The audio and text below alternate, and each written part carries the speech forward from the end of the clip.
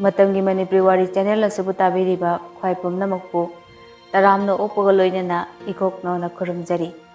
Ngasi muktaminarasi Napaldugi Marumda 13 suba aroiba tangka.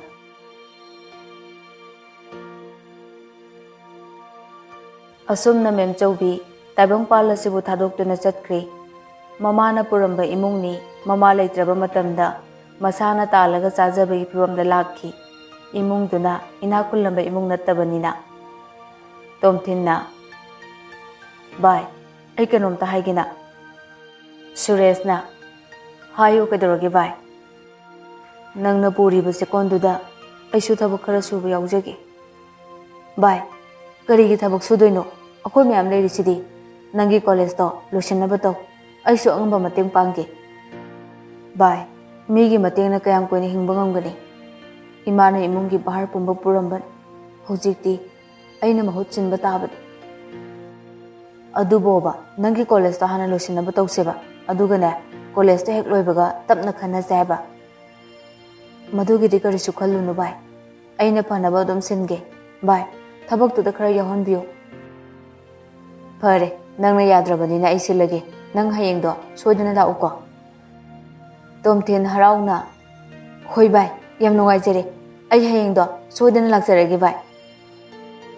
Numidangi matamni tomthin naitom taraba punsina kalludraba wakal ama khalakli. Kaubu ngamdraba thamoina pukningde insinduna lingthoida phone taholi. Phone do puthoktuna call tawjari adubu lingthoigi phone di chatkidre matam pumnamakki oina switch off thamkhre. Tomthinna lingthoi angakpani nangi thamoi asengba nungsiruba nangbu thamoisina adubu nangna di kainaba haibado piramleko adubu kahukro yade haukraba Angom laruidaba warisingdo ningsing sinthariba pirangsinasu samthokpudi ngamdre chukraba nangi nungsi machusidi pirangsina samlaga hena mayak senglakli nangi nungsibadi nangi hu chelaba wangang kudik ningsingli aidi ngasisu kauba leitana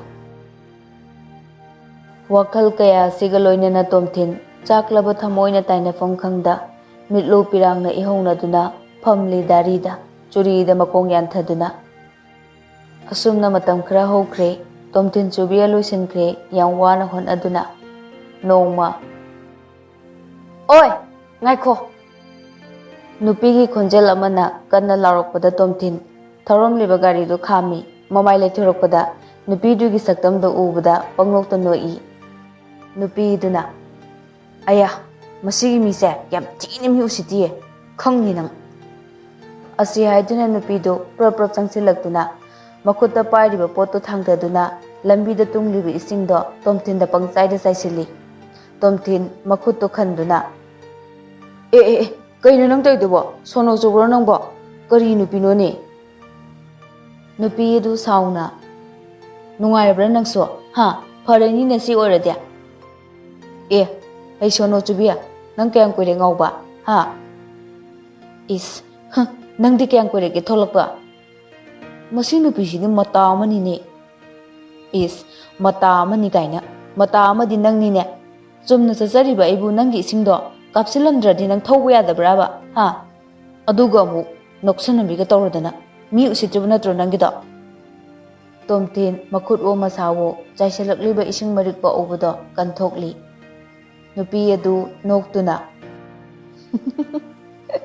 fazare yam fazare nasakni nachudune furit machudune phajabana loire asi hai duna chatki tomthindi phi kamduna lehowi laikana tamo lagliro haima phirol dudi kadai re iroiroge os iroiruba nateda noi lekai sidi sono yamna leina sono amana jasilambane ha kanano harisibo aisu khangdeda lekai sida ina khanbada mana first orangdong male sono se tomthin nganglam liba wadu sab leptuna thangnaba yumgi sangoi saijinda phaudorak liba mido munna yengduna lei nupi aduna su ure tomthin ga lekaga wari sanaduna leiribado ꯑꯁꯤꯅ ꯑꯃꯨꯛ ꯁꯤꯗ ꯀꯩꯗꯧꯔꯤꯖꯥꯠꯅꯣ? ꯏꯁꯊꯔꯁꯨ ꯋꯥꯈꯜ ꯑꯁꯤ ꯈꯜꯂꯤ꯫ ꯂꯩꯀꯥꯅ ꯄꯨꯔꯅꯤꯃꯥ ꯅꯪ ꯑꯝꯇ ꯊꯣꯛꯂꯛꯑꯣ, ꯇꯥꯃꯣ ꯂꯥꯛꯏꯌꯦ꯫ ꯄꯨꯔꯅꯤꯃꯥ ꯃꯕꯨꯡ ꯂꯥꯛꯂꯦ ꯍꯥꯏꯕꯗꯨꯗ ꯄ꯭ꯔꯞ ꯆꯦꯟꯊꯣꯔꯛꯂꯤ꯫ ꯄꯨꯔꯅꯤꯃꯥ ꯄꯦꯔꯤ ꯄꯦꯔꯤ ꯇꯥꯃꯣ ꯀꯩꯒꯤꯅꯣ ꯇꯣꯏꯅ ꯂꯥꯛꯀꯅꯤ ꯍꯥꯏꯔꯒ ꯂꯥꯛꯇ꯭ꯔꯤꯗꯤ? ꯅꯆꯟꯕꯨ ꯅꯨꯡꯁꯤꯗ꯭ꯔꯕꯣ? ꯑꯄꯪꯕꯤꯁꯤꯗꯤ ꯂꯥꯛꯂꯤꯁꯤꯗꯤ ꯇꯥꯃꯣꯁꯨ ꯍꯦꯛꯇ ꯂꯥꯛꯄꯗꯣ ꯐꯔꯛ ꯇꯥꯗꯅ ꯇꯧꯔꯤꯅꯤ꯫ ꯇꯥꯃꯣ ꯌꯨꯝꯗ ꯍꯜꯂꯁꯤꯔꯥ?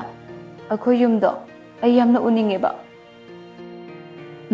ꯆꯠꯂꯗꯕꯅꯤ꯫ ꯅꯪꯒꯤ ꯀꯣꯂꯦꯖꯁꯦ ꯍꯦꯛ ꯂꯣꯏꯁꯤꯟꯕꯒ ꯑꯩꯈꯣꯏ ꯄꯨꯟꯅ ꯌꯨꯝꯗ ꯂꯩꯔꯗꯕꯅꯤ꯫ ꯂꯩꯀꯥꯅ ꯌꯦꯡꯊꯣꯛꯂꯨꯕꯗ ꯏꯁꯊꯔ ꯂꯦꯞꯄꯒ ꯂꯩꯕꯗꯨ ꯎꯔꯦ꯫ ꯂꯩꯀꯥꯅ ꯍꯩꯃꯥ ꯏꯁꯊꯔ ꯆꯪꯂꯛꯑꯣ ꯂꯥꯛꯑꯣ, ꯀꯩꯅꯣꯗ ꯑꯃꯨꯛ ꯂꯦꯞꯄ ꯂꯩꯔꯤꯗꯨꯕꯣ? ꯁꯤ ꯄꯨꯔꯅꯤꯃꯥꯒꯤ ꯃꯕꯨꯡꯅꯦ꯫ ꯏꯁꯊꯔ ꯅꯣꯡꯃꯩ ꯆꯪꯁꯤꯜꯂꯛꯏ꯫ ꯂꯩꯀꯥꯅ ꯑꯗꯨꯗꯤ ꯇꯥꯃꯣ ꯄꯨꯈ꯭ꯔꯤꯗ ꯍꯛꯆꯥꯡꯗꯣ ꯁꯦꯡꯗꯣꯛꯄꯤꯔꯨꯔꯣ, ꯐꯤꯁꯨ ꯍꯣꯡꯗꯣꯛꯅꯕ ꯑꯩ ꯈꯨꯗꯩ ꯃꯇꯦꯛ ꯑꯃ ꯂꯧꯊꯣꯛꯆꯔꯨꯔꯒꯦ꯫ ꯇꯣꯝꯊꯤꯟꯅ ꯆꯩ ꯑꯃꯒ ꯄꯨꯊꯣꯔꯛꯑꯣ, ꯃꯤ ꯊꯕꯛ ꯇꯧꯒꯦ꯫ ꯂꯩꯀꯥꯅ ꯍꯥ ꯇꯥꯃꯣ ꯀꯔꯤ ꯊꯕꯛ ꯇꯧꯒꯦ ꯍꯥꯏꯔꯤꯅꯣ? ꯏꯁꯊꯔꯅ ꯑꯃꯨꯛ ꯃꯆꯤꯟꯗ ꯈꯪꯍꯧꯗꯅ ꯍꯥꯏꯗꯣꯔꯛꯏ꯫ ꯂꯩꯀꯥ ꯄꯨꯊꯣꯔꯛꯀꯅꯣ꯫ ꯇꯣꯝꯊꯤꯟꯅ ꯌꯥꯔꯦ ꯄꯨꯊꯣꯔꯛꯂꯅꯨ, ꯂꯥꯜꯂꯦ ꯍꯥꯏꯔꯤ ꯃꯥꯜꯂꯦ꯫ ꯇꯣꯝꯊꯤꯟꯁꯨ ꯃꯁꯥ ꯁꯦꯡꯗꯣꯛꯄ ꯄꯨꯈ꯭ꯔꯤꯗ ꯀꯨꯝꯈ꯭ꯔꯦ꯫ ꯂꯩꯀꯥꯅ ꯀꯩꯅꯣ ꯇꯥꯃꯣꯒ ꯅꯪꯒꯅ ꯆꯩꯒꯤ ꯃꯇꯥꯡꯗꯒ ꯍꯥꯏꯅꯔꯤꯗꯨꯕꯣ? ꯏꯁꯊꯔ ꯅꯣꯛꯇꯨꯅ ꯋꯥꯔꯤ ꯂꯤꯔꯤ꯫ ꯏꯁꯊꯔꯒꯤ ꯋꯥꯔꯤꯗꯨꯗ ꯃꯣꯏ ꯂꯣꯏꯅ ꯅꯣꯛꯏ꯫ ꯂꯩꯀꯥꯅ ꯇꯧꯔꯝꯅꯤ, ꯏꯈꯠ ꯍꯦꯛ ꯈꯠꯂꯗꯅꯕ꯫ ꯑꯁ ꯑꯩꯗꯤ ꯀꯅꯥꯅ ꯈꯪꯅꯤꯒꯦ ꯅꯣꯏ ꯅꯕꯨꯡꯅꯦꯗꯤ? ꯈꯪꯗ꯭ꯔꯁꯨ ꯃꯤꯉꯣꯟꯗꯕꯨ ꯑꯗꯨꯃꯥꯏꯅ ꯍꯦꯛꯇ ꯇꯧꯕ ꯍꯧꯅꯕ꯭ꯔꯥꯕ ꯑꯄꯪꯕꯤꯁꯤꯗꯤ? ꯄꯨꯔꯅꯤꯃꯥꯅ ꯑꯃꯨꯛ ꯑꯗꯣ ꯏꯁꯊꯔ ꯅꯣꯏ ꯃꯥꯁꯤꯗꯤ ꯍꯧꯖꯤꯛ ꯐꯥꯎꯕ ꯃꯔꯣꯜ ꯁꯦꯡꯗ꯭ꯔꯤꯁꯤꯕꯨ ꯀꯔꯤꯒꯤꯅꯣ? ꯅꯪꯗꯤ ꯌꯥꯝꯅ ꯁꯦꯡꯉꯤ꯫ ꯍꯥ ꯅꯥꯒꯥꯂꯦꯟꯒꯤ ꯍꯥꯎ ꯑꯁꯦꯡꯕ ꯑꯣꯏ ꯇꯧꯔꯤꯅꯦ꯫ ꯐꯅꯁꯨ ꯀꯨꯏꯔꯕꯅꯤ ꯁꯤꯗ ꯂꯩꯔꯛꯂꯤꯁꯦ, ꯁꯨꯃꯥꯏꯅ ꯁꯨꯝ ꯂꯣꯟꯗꯅ ꯂꯩꯔꯕꯅꯤ꯫ ꯑꯩꯗꯤ ꯅꯣꯏ ꯃꯥꯒꯤ ꯂꯣꯟꯁꯦ ꯐꯅ ꯑꯗꯨꯝ ꯇꯥꯕ ꯅꯨꯡꯉꯥꯏ꯫ ꯂꯩꯀꯥꯅ ꯑꯃꯨꯛ ꯅꯨꯡꯉꯥꯏꯅꯤ, ꯃꯣꯏ ꯃꯃꯥꯒꯤ ꯏꯪꯂꯤꯁ ꯑꯔꯥꯡꯕꯤ ꯃꯌꯥꯝ ꯑꯃ ꯇꯥꯗ꯭ꯔꯤ ꯅꯪ, ꯑꯗꯨꯅꯅꯤ꯫ ꯏꯁꯊꯔꯅ ꯑꯃꯨꯛ ꯑꯗꯨꯅꯦ ꯃꯥ ꯈꯪꯗ꯭ꯔꯤꯌꯦ꯫ ꯂꯩꯀꯥ ꯅꯍꯥꯜꯁꯨꯅꯦ ꯑꯩꯈꯣꯏ ꯇꯥꯃꯣꯒꯤ ꯃꯃꯥꯟꯅꯕꯒꯤ ꯃꯃꯥꯡꯗꯅꯦ ꯀꯌꯥꯝ ꯆꯣꯞꯄꯤ ꯈꯪꯕ꯭ꯔꯥ? ꯄꯨꯔꯅꯤꯃꯥꯅ ꯀꯃꯥꯏꯅꯅꯣ ꯍꯥꯏꯁꯦ? ꯏꯁꯊꯔꯅ ꯇꯥꯃꯣꯒꯤ ꯃꯃꯥꯟꯅꯕ ꯂꯥꯛꯑꯒ ꯐꯝꯂꯤꯉꯩꯗꯅꯦ ꯏꯁꯊꯔ ꯕꯨꯡꯒꯥꯗꯣ ꯑꯃꯨꯛꯇ ꯎꯠꯄꯦꯛ ꯊꯣꯛꯂꯝꯃꯣꯅ ꯊꯣꯛ ꯍꯥꯏꯖꯤꯜꯂꯛꯏꯅꯦꯃꯤ꯫ ꯄꯨꯔꯅꯤꯃꯥꯅ ꯍꯥ ꯀꯔꯤ ꯋꯥꯅꯣ ꯑꯗꯨꯗꯤ? ꯅꯪꯁꯨ ꯉꯥꯎꯕ꯭ꯔꯥ? ꯉꯥꯎꯔꯨꯅꯨ, ꯕꯨꯡꯒꯥ ꯍꯥꯏꯔꯤꯗꯣ ꯐꯨꯡꯒꯥ ꯍꯥꯏꯔꯤꯅꯦ, ꯂꯣꯟ ꯁꯨꯗꯕꯒꯤꯅꯦ꯫ ꯃꯈꯣꯏ ꯑꯍꯨꯝꯃꯛ ꯏꯁꯊꯔꯒꯤ ꯋꯥꯗꯨꯗ ꯄꯪꯅꯣꯛꯇ ꯅꯣꯛꯏ꯫ ꯇꯣꯝꯊꯤꯟꯁꯨ ꯏꯔꯨꯖꯕ ꯂꯣꯏꯔꯗꯨꯅ ꯀꯥꯔꯛꯂꯤ꯫ ꯏꯁꯊꯔ ꯅꯣꯛꯂꯝꯕꯗꯨ ꯆꯞ ꯂꯦꯞꯇꯨꯅ꯫ ꯏꯁꯊꯔꯅ ꯍꯩꯃꯥ ꯄꯨꯔꯅꯤꯃꯥ ꯅꯣꯏ ꯅꯕꯨꯡꯁꯤꯗꯤ ꯌꯥꯝ ꯊꯤꯅ ꯅꯥꯞꯄꯤꯍꯦ꯫ ꯂꯩꯀꯥꯅ ꯑꯃꯨꯛ ꯇꯧꯔꯛꯂꯅꯤ ꯃꯥꯒꯤ ꯍꯧꯅꯕꯤꯁꯦ꯫ ꯏꯁꯊꯔꯅ ꯑꯁꯦꯡꯕꯒꯤꯅꯦ ꯌꯥꯝ ꯐꯖꯩ ꯍꯥꯏꯕ꯫ ꯄ꯭ꯔꯗꯛꯁꯦ ꯌꯥꯝ ꯐꯖꯅ ꯄꯨꯊꯣꯔꯛꯏꯀꯣ ꯅꯣꯏ ꯃꯃꯥ ꯕꯕꯥꯁꯦ꯫ ꯄꯨꯔꯅꯤꯃꯥ ꯅꯣꯛꯇꯨꯅ ꯍꯩꯃꯥ ꯅꯛꯅ ꯍꯦꯛ ꯉꯥꯡꯊꯣꯔꯛꯄꯁꯤꯗꯤꯕ꯫ ꯏꯁꯊꯔ ꯐꯥꯒꯤ ꯇꯧꯏ꯫ ꯑꯁ ꯑꯩ ꯉꯥꯎꯔꯛꯇꯣꯔꯦ, ꯑꯁꯤꯗꯤ ꯑꯩꯗꯤ ꯉꯥꯎꯔꯦꯕꯨ꯫ ꯄꯨꯔꯅꯤꯃꯥ ꯑꯩꯁꯦ ꯅꯣꯏ ꯅꯅꯝꯃ ꯑꯣꯏꯖꯔꯒꯦꯕ꯫ ꯄꯨꯔꯅꯤꯃꯥꯅ ꯑꯣꯏꯊꯣꯛꯇꯨꯉꯥꯏ ꯀꯩꯅꯣ, ꯌꯥꯝ ꯂꯨꯕꯁꯨ ꯅꯠꯇꯕꯁꯤꯕꯨ꯫ ꯑꯁꯨꯝꯅ ꯆꯍꯤ 2ꯃꯨꯛꯀꯤ ꯃꯇꯨꯡꯗ ꯄꯨꯁꯄꯥꯅ ꯑꯁꯤꯕꯨ ꯇꯣꯝꯊꯤꯟ ꯅꯠꯇ꯭ꯔꯅꯦ? ꯃꯥꯅꯤꯗ, ꯃꯥꯕꯨ ꯁꯤꯗ ꯊꯕꯛꯀ ꯇꯧꯔꯖꯥꯠꯂꯣ? ꯅꯠꯇ꯭ꯔꯒ ꯀꯔꯤ ꯊꯕꯛꯀꯤ ꯂꯥꯛꯂꯤꯖꯥꯠꯅꯣꯅꯦ? ꯄꯩꯁꯥ ꯀꯥꯏꯕꯒ ꯂꯥꯛꯂꯤꯖꯥꯠꯂꯥ? ꯑꯁ ꯑꯩ ꯀꯨꯝꯊꯔꯒ ꯍꯦꯛꯇ ꯍꯪꯂꯨꯔꯒꯦꯗ꯫ ꯋꯥꯈꯜ ꯑꯁꯦ ꯈꯟꯗꯨꯅ ꯄ꯭ꯔꯞ ꯀꯨꯝꯊꯔꯛꯏ꯫ ꯑꯗꯨꯕꯨ ꯃꯈꯥ ꯌꯧꯔꯛꯄꯗꯗꯤ ꯇꯣꯝꯊꯤꯟꯗꯤ ꯃꯥꯒꯤ ꯒꯥꯔꯤꯗꯨ ꯀꯥꯈꯠꯇꯨꯅ ꯁ꯭ꯇꯥꯔꯠ ꯇꯧꯗꯨꯅ ꯊꯧꯔꯒ ꯆꯠꯈ꯭ꯔꯦ꯫ ꯅꯨꯃꯤꯗꯥꯡꯒꯤ ꯃꯇꯝꯅꯤ꯫ ꯂꯤꯡꯊꯣꯏꯒ ꯄꯨꯁꯄꯥꯒ ꯐꯣꯟꯗ ꯋꯥꯔꯤ ꯁꯥꯔꯤ꯫ ꯄꯨꯁꯄꯥꯅ ꯂꯤꯡꯊꯣꯏ ꯑꯩ ꯉꯁꯥꯏ ꯇꯣꯝꯊꯤꯟ ꯎꯔꯛꯑꯦ꯫ ꯂꯤꯡꯊꯣꯏ ꯍꯔꯥꯎꯅ ꯍꯥ ꯀꯗꯥꯏꯗ? ꯑꯩꯒꯤ ꯀ꯭ꯂꯤꯅꯤꯛ ꯑꯣꯄꯣꯖꯤꯠꯇ ꯂꯩꯕ SBI ꯕꯦꯡꯛꯗꯣ ꯑꯗꯨꯗꯒꯤ ꯊꯣꯛꯂꯛꯄꯅꯤ꯫ ꯂꯤꯡꯊꯣꯏ ꯈꯪꯅꯤꯡꯅ ꯋꯥꯔꯤ ꯁꯥꯟꯅꯍꯧꯗ꯭ꯔꯣ? ꯄꯨꯁꯄꯥ ꯅꯨꯡꯉꯥꯏꯇꯅ ꯂꯤꯡꯊꯣꯏ ꯋꯥꯔꯤꯗꯤ ꯁꯥꯟꯅꯍꯧꯗ꯭ꯔꯦ, ꯑꯩꯗꯤ ꯁꯥꯟꯅꯒꯦꯅ ꯀꯨꯝꯊꯕꯅꯦ, ꯑꯗꯨꯕꯨ ꯃꯥꯗꯤ ꯆꯠꯈꯤꯕꯅ ꯍꯥꯜꯂꯦ꯫ ꯑꯣ ꯐꯪꯂꯔꯣꯏ, ꯃꯥꯒꯤ ꯃꯐꯝꯗ ꯁꯦꯡꯗꯣꯛꯆꯅꯕ ꯇꯟꯖꯥ꯫ ꯑꯃꯨꯛ ꯍꯟꯅ ꯐꯪꯂꯔꯣꯏ ꯑꯩ ꯈꯪꯉꯤ. ꯂꯤꯡꯊꯣꯏ, ꯀꯩꯁꯨ ꯋꯥꯒꯅꯣ ꯍꯥꯏꯕ. ꯀꯌꯥꯝ ꯆꯥꯎꯕ ꯂꯩꯕꯥꯛ ꯑꯣꯏꯗꯣꯏꯅꯣ? ꯐꯪꯒꯅꯤ. ꯐꯪꯅꯕ ꯊꯤꯁꯦ ꯍꯥꯏꯕ. ꯑꯩꯒꯤ ꯅꯤꯡꯉꯝꯗ꯭ꯔꯕ ꯃꯤꯅ ꯇꯨꯀꯠꯆꯅꯔꯕ ꯄꯨꯟꯁꯤꯁꯤꯅ ꯃꯥꯒꯤ ꯃꯐꯝꯗ ꯑꯃꯨꯛꯇꯪꯗꯤ ꯑꯁꯦꯡꯕꯗꯣ ꯎꯠꯂꯝꯒꯦ ꯈꯟꯕꯒꯤꯅꯦ. ꯑꯩꯒꯤ ꯄꯟꯊꯨꯡꯒꯤꯗꯃꯛ ꯃꯥꯕꯨ ꯎꯅꯒꯦ ꯈꯟꯕ ꯅꯠꯇꯤꯌꯦ. ꯂꯤꯡꯊꯣꯏ, ꯅꯪ ꯋꯥꯈꯜ ꯌꯥꯝ ꯍꯦꯟꯖꯟꯅ ꯈꯜꯂꯤ. ꯁꯦ, ꯍꯦꯟꯖꯟꯅ ꯈꯜꯂꯨꯔꯅꯨ. ꯀꯩꯗꯧꯔꯒꯦ ꯅꯪꯕꯣ? ꯅꯁꯥꯗꯣ ꯁꯣꯛꯅꯕꯅꯤ.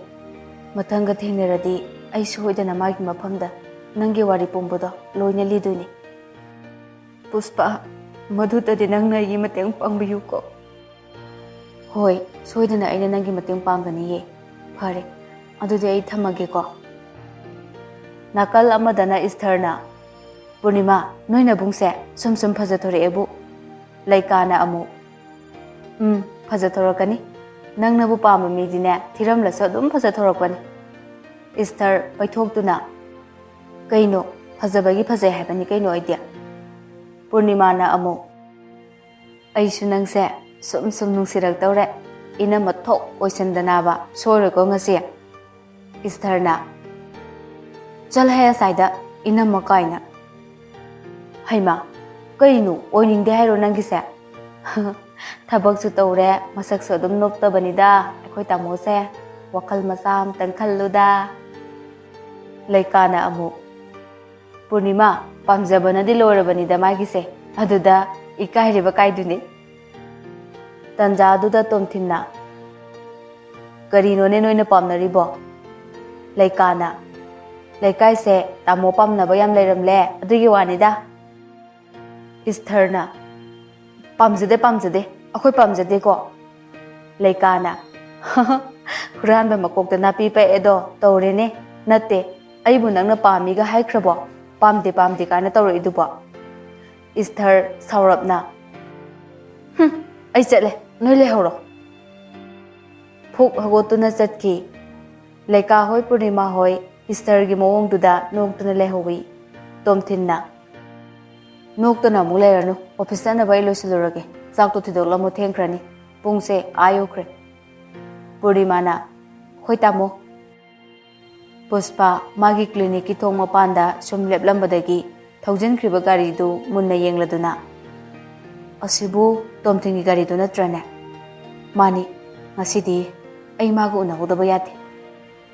ꯋꯥꯈꯜ ꯑꯁꯤ ꯈꯟꯗꯨꯅ ꯄ꯭ꯔꯞ ꯁꯣꯔꯣꯛꯇꯣ ꯂꯥꯟꯊꯣꯔꯛꯏ.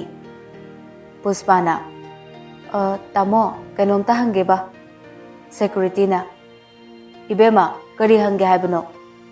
ꯄꯨꯁꯄꯥ ꯒꯥꯔꯤꯗ ꯃꯈꯨꯠ ꯊꯤꯟꯗꯨꯅ, ꯁꯤꯒꯤ ꯒꯥꯔꯤꯁꯦ ꯊꯧꯔꯒ ꯂꯥꯛꯄ ꯅꯨꯄꯥꯗꯣ ꯀꯗꯥꯏꯗ ꯆꯠꯈ꯭ꯔꯒꯦ? ꯁꯦꯀꯨꯔꯤꯇꯤꯅ, ꯑꯁꯤꯗꯤ ꯑꯩꯈꯣꯏ ꯁꯥꯔꯒꯤ ꯒꯥꯔꯤꯅꯤ. ꯁꯥꯔ ꯍꯥꯏꯕꯗꯤ? ꯁꯤꯒꯤ SBI ꯕ꯭ꯔꯥꯟꯁꯁꯤꯒꯤ AM ꯇꯣꯝꯊꯤꯟꯒꯤ ꯒꯥꯔꯤꯅꯤ. ꯑꯩ ꯃꯥꯒ ꯑꯃꯨꯛꯇ ꯎꯅꯖꯒꯦꯕ. ꯌꯥꯅꯤ, ꯆꯪꯕꯤꯌꯨ. ꯄꯨꯁꯄꯥꯅ, ꯁꯥꯔ, ꯑꯩ ꯑꯃꯨꯛꯇ ꯆꯪꯖꯔꯛꯀꯦ. ꯇꯣꯝꯊꯤꯟ ꯃꯈꯨꯠꯇ ꯐꯥꯏꯜ ꯈꯔ ꯄꯥꯏꯗꯨꯅ ꯀꯔꯤꯅꯣ ꯇꯧꯔꯤ. ꯃꯃꯥꯏꯗꯤ ꯅꯣꯡꯈꯠꯂꯛꯇꯦ. ꯌꯥꯅꯤ, ꯆꯪꯕꯤꯔꯣ. ꯐꯝꯕꯤꯌꯨ. ꯄꯨꯁꯄꯥ ꯆꯪꯁꯤꯜꯂꯛꯇꯨꯅ ꯐꯝꯊꯩ ꯇꯦꯕꯜ ꯃꯃꯥꯡꯗ ꯊꯥꯔꯤꯕ ꯆꯤꯌꯔꯗꯨꯗ. ꯇꯣꯝꯊꯤꯟꯅ, ꯀꯔꯤ? ꯄꯨꯁꯄꯥ ꯅꯠꯇ꯭ꯔꯣ? ꯄꯨꯁꯄꯥ ꯅꯣꯛꯃꯤ.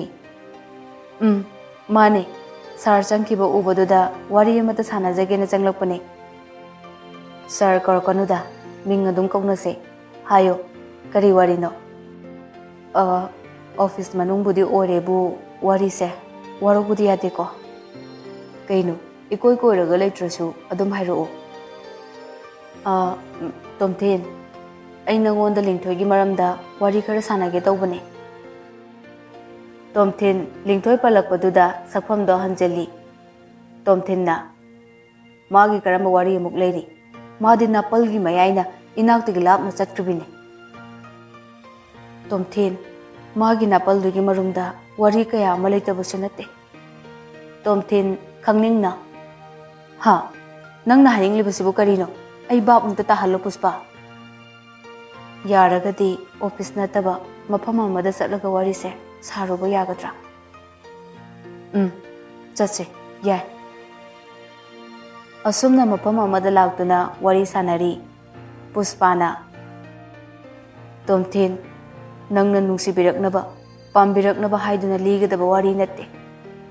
Magi asengbado, magi hingbagi marek mahau yaudraba punsiduna, nafamda amuktangdi khanganingli. Puspa, nangna ngangli mayamse, ay bab amata tadri, nangna haninglibado, sasat haro kadoroge. Ay warido, nangonda lirage, taro ko. Puspa na Tomthinda wari liba horai. Noma, imanaba aniga aikhoiga chak chaminaba program ama sille. Madu yauba aikoi chu chatki. Chalamdai mikuptuda nangonda lingthoina kanna phone tawjaki. Nangi yathangidamak. Adubu nangdi receive tawbirakide. Chatnaba matung Albert na Puspa lingthoi changchilo sida phamse. Puspa na nakhoi yam nana bu leirine. Rosanna amu kai de wanoda adum pangle leiriba haidune. Pangle leirasu aikoi degi noine hena na le haiba natra ne lingthoi. Lingthoi nokmi. Hoi hele. Rosanna amu nakhoi ngaibada kharasu thengjinkre chak se chathoknaba tawrasira. Albert na aduna parani bai chathoknaba tawrasi. Asumna makhoi nok kheduna harauna chak chaminaba loraba matungda wari sanari. Puspa na noidi chain sang thongbasu phajana heirene. Rosanna aidi kaisu haijaba nate ko amasna loina tawbane. Puspa na asengbane hayeng wai noi nupido nungaina thamdori ko. Albert na amu chaba tumnaba kainoma momtangdi thaksira ai semlake. Rosanna oh yai bai semlo loile hobane aidi wari nungari ngaida ikawbu kawre. Asumna Albert na thaknaba semduna puthorei. Puspa na saksu sathoklabanina akoi mu chatnaba tawrage. Lingthoina amu Puspa ai kokse ilum lumme mitsu pangbu yamna nungaitre ai ngaktang pothage. Kaino harisibo adoina potharase lingthoi. Albert na yanida akoi sida su dum potharasu kaidi kaino. Rosanna amu sida sum potharasano. Lingthoibu phamungda pusinduna ifalli. Puspa na as onthokna pharak takreda. Rosanna amu ma pothaba ngaibo oina akoi hungaktang koithoklusira. Albert na yaye lao cinema oina yengluse. Asumna makhoi ahum kado solon silamlaga taxi phaduna lagli. Albert na bye iPhone yoromdre. Rosanna kadai da mule horage nangi pharak sidiba. Yani ai lauruge noi chatlamo aduga ticket kada loina ka amo ai fat lakeba ko. Albert taxi do khamduna le hore moi adina chatkre. Albert room da amuk lai. Albert yaubaga lingthoina hepliba room da changi. Lingthoi gi saktam urubadagi Albert ki thamoida mitaba kalakpa helakki. Lingthoina tumthakibagi tanja lauduna lingthoibo Albert na magi aningba apamba lauduna khudum chanki. Ngahaki matungda lingthoisu gyan laktuna mitpang thoraktuna phuk hagolai. Lairamliba phibamdu mitlu pirang chinthaduna kappa horai. Lingthoina kaptuna harai. Nangna tawrise kaino ha Puspa hoidi kai chakre. Albert na lingthoi nang mukta taptho. Lingthoi gi masa paiduna themjinnaba hotnai. Lingthoi sauduna solkano igi hakjang adu puchel pik mina tenangdi sa ne sa. Lingthoi ai nangbu tasengna nusi aduna nangbu aigi oiningbagi aina sinkhiba ngaktane. Lingthoi kaptuna nangna ibu nusiramlabadi aibu sarak tambiduna nasagi apangba lorongkadro. Asengmani lingthoi ai nangbu nusiye. Nangna phana haidunasu nangna ngasi chathariba sagi lamchatsina aina nangbu thajaba leite. Nangdi nasagi apangba lorningba mine nungsibagi natte. Lingthoi nangbu punsi supagi aigi oigani aibu nungsibiyo lingthoi. Nungsiba saram chatpa oktaba nangbu aina nungsibiba. Handak mapokki sidi lairadana mapok khudimakta aina nangbu nungsibadi ngamloi. Albert wa amata ngangde. Lingthoi kaptuna. Aduga nangna ngasi aibu khudong chaba lawkhrabachu. Aigi nungsibadi yambung khakine. Ai kanagi mafamdasu sinaroi. Lingthoi nang aibu amukta nungsibiyo. Aina haijabase amukta yabiyo. Yare nangi wa makha taba pamde ai. Adubu nangde aina kidoroke haibado namit thitna yengu. Nangna ibu nupini kaisu tauba ngamlaroi khanduna. Nangna ibu punsi temsinnabiba natro. Lingthoi hagotuna chatke tawi. Albert na kudang tap phaduna. Albert na nang amuta khanthau Lingthoi. Thokiba thodok punamak accident ni khallaga tungi punsigidamak. Wa thattuna sauna kaplambadu sab leptuna jinthariba mitlu pirangdo taithok Lingthoi na hairai. Aigi khudang paibagi nangi kari hak lei. Nang boigi kanano. Khudang se thado. Aduga nangi apambadi laujahoraba natro. Nangi ningbabu thungahorabadi yaraba natro. Aduga aina amukasu hairi. Aigi nuksibadi kanadasu sinaroi. Supna tangi yambung khakine. Yambung khakki. Lingthoi makuto kanthoklamlaga kap tuna chatki. Ngehaki matungda Puspana. Albert, Lingthoi chakrabo. Albert, hoisu haide maisu haide ipang pangna adumak phamli. Rosanna amu. Kainu, nangna amu yunguga leiriduna. Puspana. Haima, Lingthoi chakrabra haibane. Albert nason pikna. Chatkre. As, madusu ayabini nahak tanga ngairamge haide mi. Phare, adude ay amuk chakrage. Rosanna amu. Ay thingdoke lao. Albert ipang pangna tarang amuda dumak phamli. Somdana Lingthoi na. Yambungda ay kari haina paudumlune. Ay tofam khangdre. Ay sikibana hena phare. Ay bumana kari ni haina khankine. Adubu punsi simagi yambungi nungsibana chukraba thamoi sibudi kananasu amuk konba ngamlaroi. Wakal kaya si khandana Lingthoi thodok adubu ningsing thamoi sokna kapchari. Tanjaduda Puspana. Kaino aiga ngaramda khaitumina chakraga sida amuk kapaga leiramdisina. Puspa ngaside ay yam kapninge. Ay amuktang pena kapchage ko. Lingthoi kaptuna Puspada konchenjai. Puspa ngakna. Lingthoi, kaidoroge nangbo? Se, amukta hairooba. Kaidoroge ba? Lingthoi na thokiba thodok pumba amata chithadana Puspada tammi. Puspa warido taraga khangsau saurami. Puspana. Adugu nangna karisu hairamdaba. Hojuma ay chatkane. Makoibu thabak chana tawbane. Puspa, masigi warisi toglase. Ay kanadasu warauru. Aigi laibakta tamlambani khallage. Puspasu Lingthoi gi mataududa kappi. Puspana. Lingthoi, nangna waraga aina kamaina nungaina leidoino. Nangdi aigi kwaidagi nungsiba marupne. Numidangi matamni Puspana. Lingthoi, tomthinne phone toroklise. Ha, yambung deba. Mane. Paikhallaga warido fazana sauko. Lingthoi phone do lauraga receive tawbagi mahutta kapthatli. Leptana toroklabada Lingthoi phone do off thamjilli. Puspana. Lingthoi, karigino nangna phone kapthatli dubo? Lingthoi kappi. Ay paharoi Puspa. Magi phone pairaga thamoi mechak helaknaban. Adubu madi leiba ngamlamloi. Nang wakal kitang kanthau kaidoroge Lingthoi. Mikup amata nangga lapna ni khanbada wazariba mabu punsigi kainabagi phirap lawgano. Pumnamak oidunasu magi sengna chelebai chelduda motlaba aigi ichelse tensillaroge khalle Puspa.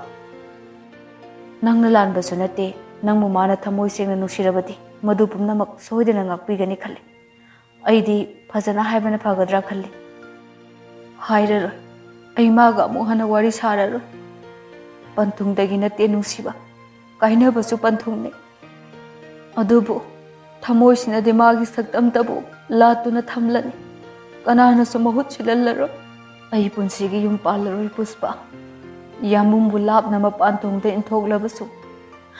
Thamoidadi matabu latuna thamlani. Tanjaduda Rosanna phone tawrai. Puspana. Kari leire. Rosanna. Khonda sidia. Nakhoibu miro. Ha. Nakhodi mi natiye. Sadagi su henba sahing chaba sani nakhodi. Puspa, nangna hairido chumni. Adubu masigi maramda aidi karimta khangaudre. Nangna khangaudre hairaga hekta yabro. Rosan wa amata ngangde. Puspa kaptuna. Leirang mabu leina ama phawba joheloi khanduna. Kupsen senaduna lakjaraga. Khangaudana lakpa kanba nonglei nuksituna. Leirang dubu nahet piramlaga. Mapuduna kari khangani. Tumtena pause taraga. Thamoi machat tana kaibido. Nakhoi di harau harau yengba ngamgani. Adubu lingthoi nadi karamna nungaina punchi lenba ngamgani. Nakhoi khangdabra. Alberto lingthoi budi thamoi sengna nusibane. Yare nakhoi gi tat ki wari pumbado ai taningdre. Nangbu so aina ki deba ngamde. Namana budu gi lichatto nang su chatlamoi haba I thajade. Nang su ngasi degi ai gi lapnarabane. Engonda amhona ai pipige khalakana. Asumna Tomthina wari do taraga kokthakta braja thadarapogum thokle ningamdraba wari duna thamoibu na hongnana amu thugairari mitlo pirang chinthaduna makhol di thokta tuminna kapchari Puspana ekhoina tholaklaba matung chahi amamukki matungda khangaudana Puspa wari amu makha tarai Sakina Bema nangbu karino asukui base ungduna ta leiri basibo Asi haiduna masagi kada changlai Sakina Sakse saringa da satho orase lao ne nangba Lingthoina leramliba mawongdo ubada Sakhi pakhatna Haima moi pabu somdom ta lakpiyo Hemantana Kaidorage ne nangra dukana lauribadubo Nate isa se kaino matokre heba Hemanta pakhatna Ha Kaidore habano Is karino tawri baside ai gari thogdok na batawge noi losin na batawro losilo doctor da puna batawsi Asumna lingthoi doctor da pukhatuna hidak langtha kaptuna karisu nungsa thiningai do oidre tesu loina tawkhre result ngairi Sakina Bema isa karisu tawdre ko Ima ai kaisu tawdre sidi phare ai kaisu tawdre Ima khoidine ngasai gi nangina tawdo pakhatluredana Hemanta su chana bakara puduna changlai Hemantana Isa gi chana balorubani se namaga ne chathokminaru Tanjadu da doctor su round lai Doctor na Ibema hakjang sidi yam kalamedana Lingthoina Potharo Hayeng ana adum hankiba yanida Pabung aigi kada mutang lakpiyo wa amata khanase Hoi yani doctor ai laksege Ngahaki matungda Hemantana Doctor ai amukta changjarake Doctor na Yani Pabung changsinbiro Kari wari takpigadabano doctor Pabung aina hangadoriba wase Pabung na chingnaba tawdana sengna pakum pibiu ko Ibungo hekta habiyu ai adum sengna pakum pijagi Pabung khoida hana lambi lana chatkibaga leibra natraga kari karamba Ibungo na haningliba sibu ai bab ama taba ngamdrene Pabung lingthoi se SIV positive ore Ha ichabo Pabung kari sunung sa thibigano Haujiti normal life amagi punsigum hingba yare masida karisu waningai oide Hemanta nungaitana Ibungo doctor nauriba ichagi punsida laina asiga loinana hinglani khanbada karamba mapa oibana nungaigani Adubu pabung magi mafamdadi laina ase nai haiba khanganbiganu. Asomna lingthoisu mayumda putharaktuna leire. Sakhi kaptuna moi pabung aikhoine mamagi mapokta karamba ira langjakiduna handaki mapoksida asuk thina otpiribanu. Mama nangbu angang tani ne tapna ngangu haibani ne nangbo. Aigi isase maraibu onthokna thigredako. Aikhoigi asoibasu amata leite. Aduka mana sigumba laina ase matau karamna kadaidagi loroklibanu ne mama. Isada madugi wafamdudi karamna hanglubani. Mama isadi tamthiraba laina ase nai haiba khanganba yaba nate. Hidak langtaksingdusu aikhoina ngamnaba upai sakti tawduna mabu masigi lainana narini haibase khangandana pijanaba tawsiko. Ngasai makai sanariba waridu lingthoi se loina tari thongjin marumdagi lingthoi wari sing adubu taraga thamoi puba ngamdre kokthakta achowa potlum amana nanthabagum thokre. Phone puthoktuna Puspa da call tawi. Puspa nang aigi nakta amukta lao. Aigi thanda leibase ai yamna ware Puspa. Lingthoi kapkanu se ai soidana nangina nakta huti lakkeba. Ngayaki matungda Puspa lai. Puspana nang adomaina tawgano sum khanjalaga ledi yaroi. Achak pamaida gi muk hairere Puspa. Ai hinglingdre. Ai hingduna leiba pamdre Puspa. Kaino nangna nganglibadubo ngawrobro nangbo. Ngawre ai ngawre ai ngawre ai angawbi oire. Ai se hingduna leibada kanadraba mine. Mayamna hangoi tuka chanaraba laina hamaga loinarabi mi oire Puspa. Lingthoi nang adomaina tawgano ai yingba ngamdi se phajana amuta hayo karino nangna haridubo. I stay positive oirabane. Ha, Lingthoi. Adubu ngasidi aigi thawai haksang pumnamakna sonthaраklaba tungsida yambunga muktangdi unaba pame Puspa. Ai maga panthunggidamak unagadaba natte. Aigi asengba pumnamakse mafamda pumnamak tamningi. Mana aibu punsigi oina waraukidanaba. Fare Lingthoi ai nangi mateng soidana panglaki hayema unaba chatlasi. Puspa nangna soidana aigi mateng pangbiyo. Aigiti nang natana kanasu leitre. Asumna wari liba loraklaba matungda Tomthinsu Puspasu mapi chadum chinthaduna leirami. Puspana adugi matung nangbu unaba laki. Adubu yumduda kanasu leiramte. So achowa amana yumdu sangduna leirami. Tomthin wasu langso amata ngangdana wari mayamdo taraga ipang pangsinduna leiri. Puspana Tomthin masada hairap nomduna. Tomthin kaidorage. Tomthin nason pikna. Karisu tawdeda. Asuk thamoi kairaba wari siga. Sagona na hingliba mabu aina lana lawdi. Lamna inthoktuna thamliba aise kayada phatkidraba misakno. Mana tawkiba Napaldugi Marumda ningamdraba wari kayase mana lotuna thamlibasina karigino. Ai mabu soidina unagani haujimak chattuna. Puspa nang thabak lehobro. Thoidokpadi lehodre clinic su thonglo lame yumda halanida. Adudi Lingthoi khoida amukta chapminarusira. Asumna Lingthoi khoida lai. Sakhina Bema nang laklibro. Puspana hoi ima Lingthoi bu leikibro. Leikibane changu. Puspa sangki.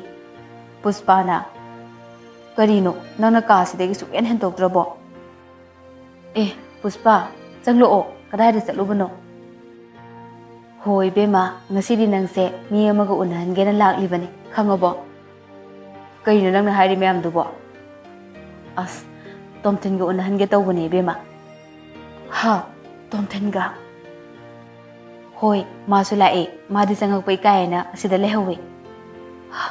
Mabu lae ba. Lae thosila o. Ai unaro. Ai maga unaro. Yari bima adumaina pong leranu nayumda laagabu laose thusi lo asomna lingthoi bu namdana puraga tholai Tomthin lingthoi gi sapham do uraga mitlu pirang ihaurakli uki batare haiduna leithok tuna sat leithokli Puspana nakhoi ani wari saho ko aisu yum hanaba tawrage ima so lehodeba Puspa satkraba matungda Tomthinna Lingthoi thabak yamna chilaudragadi kadaida noma chatlaga wari sarusi Lingthoi Tomthinna magi maming korokpadu mabukning nungsirai Lingthoina sida sum hayo yambung hainingba khuding Lingthoi aina matam kuina inthok lure haiduna aina haijabase yaroi khallabro na Lingthoi wa ama phawba haidana tumina gari da kakhatuna phammi asumna makhoi ani ahanba unakiba maphamduda lai Tomthinna maphamse ibani gi nuksi sehauda ahanba khongda kiba maphamdune yamna nusidra Lingthoi wado thaidoklaga Yambung yung kay panbirabro Tomthin noktuna yung panba ay na haikidro matamamada ay di hagsangni aduga nangna ay gi thawai ni haina thawai mana hagsang mabu inthok tuna chatkrabada karamna lehogani nang khangdabro Yambung ngai ri ngasisu ngai kini punsi sina chokthaba leitana ibani gi panthungdo adubu Yambung Ibani gi panthungdi panthung manadrabai chelamane Lingthoi Yambung aigi punsidi mimanadraba hingli haiba khaki hingliba punsine marek mahau thokdraba punsine thadatuna langsek piramlaba leirangi punsine langsek lamlaba leirang dubu khungatuna nachong oijaningba mi leiramgani haiba khangdabra Lingthoi wa amata ngangde Lingthoi Nang nabuk yamna phatte Yambung bu asuk wahaliba karigino aigi kari iralno Yambung ichenglaba punsi ichel amotpa anaiba ichel yansiningdiye Panthung tamnabu punna cheminani hairabadi amotpa anaiba yaujarabasu akaiba karisu leite Yambung hantak mapoksigidi panthungdagi lapthokre ai kanano haiba khanglabra Tomthin pirang chinthaduna Khangi nangde aigi hakjangi thawai oribini aigi hakjangi thawai Lingthoi ni Lingthoi Yambung na khalliba Lingthoi do aidi oidre aidi mayam na hangoinaraba tukat chanaraba Lingthoi ne Pumnamak ai khangi adubo aigi iphamdadi khetnaba karisu leiti hanagi Lingthoi haujiki Lingthoi amatani Yambung aina maram oiraga Mamal leiriba Yambunggi punsibu yamsingnaba ai pamde aigi wakhal thadokpiyo Yambung Lingthoi aina sahi lising hingduna leigadabai saruk aigi thawai oiriba mahak sopnagi mikup amatang harauna nungaini leijabado phanganbiyo kaidorage Yambung asengbani aigi punsi kala ude nahakki nungsiba yaudrabadi awatpana thalaurani Yambung nangna ibu nungsibibana ibu yamna wahalle Asi haiduna Tomthinbu konjai Tomthinju Lingthoibu mathanungda chetna konsinduna Kapkanu karigi kaplibano Nangidamak Yambung nangamloidaba karisu leite Ngasidagidi nang aigi cheliba ichelse amatta oina punna cheladabani Yambungbu thadoktuna mafam kaidasu chatlanuko Yambunggi nathanungsida punsigi oina pothajaba phanganbiyuko Nokfet tawna anauba asa amaga loinana nungsi mityenga loinana hairi wahai ase Lingthoina Matang asida Matamgi Manipuri Wari channel na tangkak naina sandokjariba Napaldugi Marumda loisanjari Mathangda tangkak naiba wari amamuk puduna lakjage mayamna nungsibiduna mayam punna wari adubu amuk ngaibiramu channel asibu nungsibiduna subscribe tawbidraba ichil inausingna subscribe like amamamtang tawbiduna channel asibu support tawbinaba haijari ngasigi oinadi adongi marup Pika Angomna mayam pumnamakpu amukka handa khurumjari